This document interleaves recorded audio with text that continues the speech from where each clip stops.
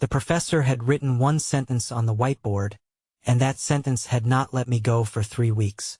The Hanging Gardens of Babylon may never have existed. I was sitting in the back row of an undergraduate archaeology lecture at a university in Baghdad. A guest, technically, invited to observe a seminar on Mesopotamian urban planning by a colleague who thought the material might interest me. It interested me considerably more than my colleague had anticipated, because the professor standing at the front of the room was not delivering that sentence as a provocation or a rhetorical opening. He was delivering it as a conclusion, a careful, sourced, academically defensible conclusion built on the straightforward and genuinely uncomfortable fact that despite being listed among the 7 wonders of the ancient world, the Hanging Gardens of Babylon appear in exactly 0 Babylonian records. No cuneiform tablet mentions them. No contemporary Babylonian inscription celebrates their construction. No archaeological excavation of the ancient city site has produced any physical evidence of terraced garden structures or the sophisticated hydraulic engineering that would have been required to sustain them. The professor paused. Let the silence work. Then he said, "Perhaps they were in Nineveh. Perhaps Nebuchadnezzar too never built them. Perhaps the entire tradition derives from a conflation of sources, a game of ancient telephone played across centuries and languages until a real garden in one city became a legendary wonder attributed to another. Perhaps the most famous garden in human history is an error." I looked down at my wrist. The watch was already glowing, a deep, steady amber that I had learned over years of jumping to read as a specific kind of signal. Not urgency, certainty. The watch glowing amber meant it had found something. Meant there was a there, a real historical coordinate to lock onto, a moment in time with enough density and specificity to accept a traveler. If the Hanging Gardens had never existed, the watch would have shown me nothing.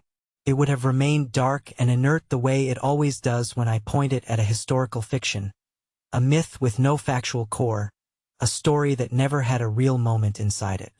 The amber light said otherwise. I stood up quietly, excused myself with a gesture to my colleague, walked out of the seminar room and down a corridor and through a fire exit into the dry Baghdad heat, and pressed the crown of my watch before I had finished deciding to. The heat did not change. That was the first thing I registered. I had expected the transition to bring a different temperature, a different quality of air, and instead the heat simply intensified. What changed was everything else. The concrete of the university exterior dissolved, and what replaced it was a landscape so different from the one I had left that my brain spent a full 3 seconds refusing to process it. Flat, vast, an alluvial plain stretching to every horizon under a sky so blue it looked painted. The specific, saturated, cloudless blue of the Mesopotamian sun, and in the middle of that plain, Babylon. I was standing on a low rise approximately half a kilometer from the city's northern edge, and the scale of what I was looking at required several seconds to fully assemble in my perception. The walls came first, the outer walls of Babylon, which I knew from historical accounts were wide enough at the top to turn a 4-horse chariot, and which from this distance resolved into a continuous band of baked mud brick the color of pale ochre, running left and right until they vanished at the limits of my vision. Behind them, the city rose in layers, flat rooftops, the dark verticals of palm groves, the ziggurat of Marduk visible above the roofline as a stepped mountain of brick, its upper levels catching the full force of the midday sun and throwing it back in a warm amber blaze. And to the northeast of the main city mass, rising from a rectangular base that I could see even from this distance was under active, massive, organized construction.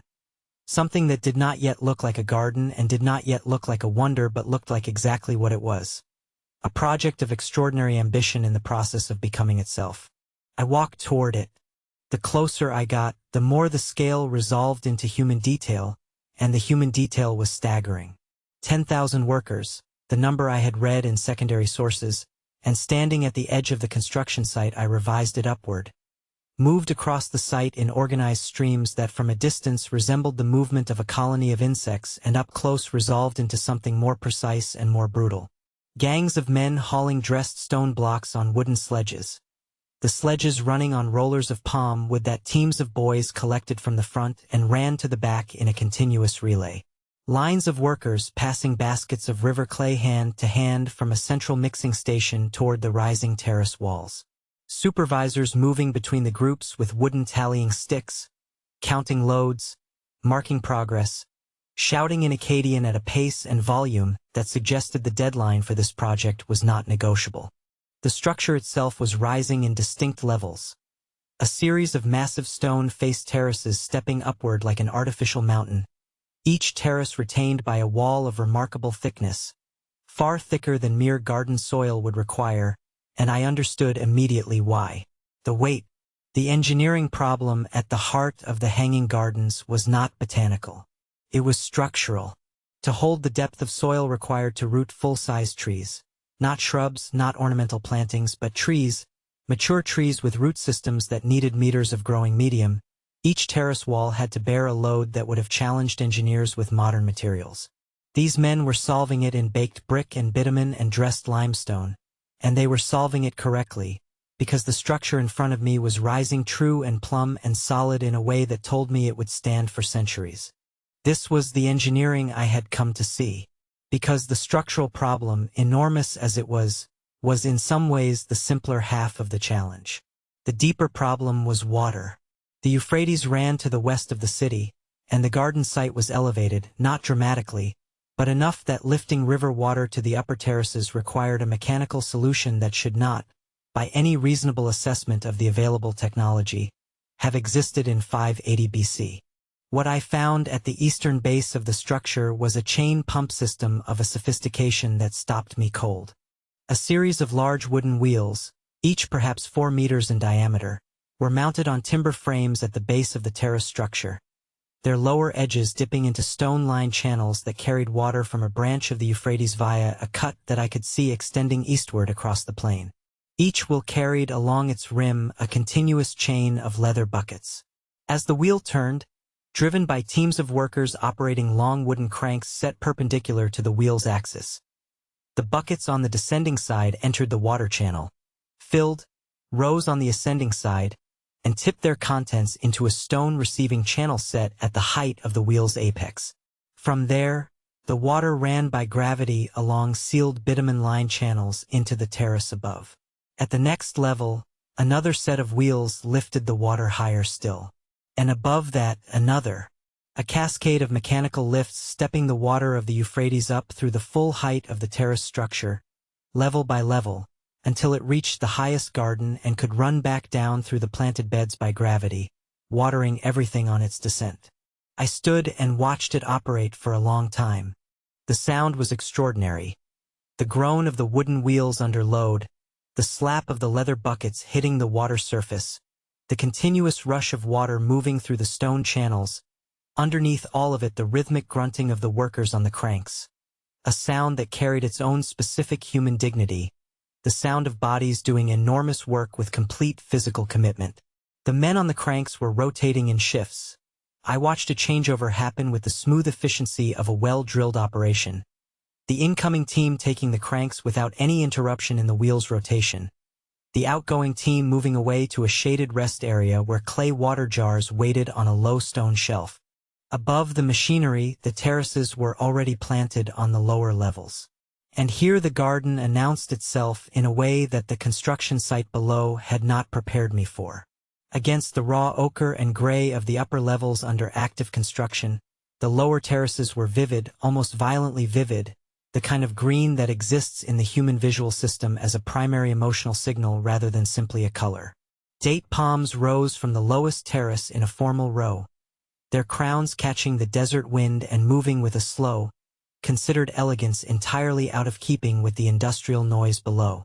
Behind them, climbing plants I didn't recognize had already established themselves on the terrace walls, their stems thick and woody at the base, running upward in dense curtains of small dark leaves. In the planting beds between the palms, something was flowering low, dense, intensely perfumed, the scent reaching me even at this distance, cut through the smell of brick dust and river mud and human sweat, arriving as a shock, a reminder that the entire purpose of this enormous, brutal, expensive, logistically staggering enterprise was beauty. Someone had decided that beauty was worth this. I thought about the professor in Baghdad, about his careful, sourced, academically defensible conclusion. I looked at the wheel system lifting river water into the desert sky. I looked at the palms moving above it. I looked at the 10,000 workers giving their bodies to the project of making a garden in a place where gardens had no right to exist. And I thought about the specific quality of human ambition that produces this category of act.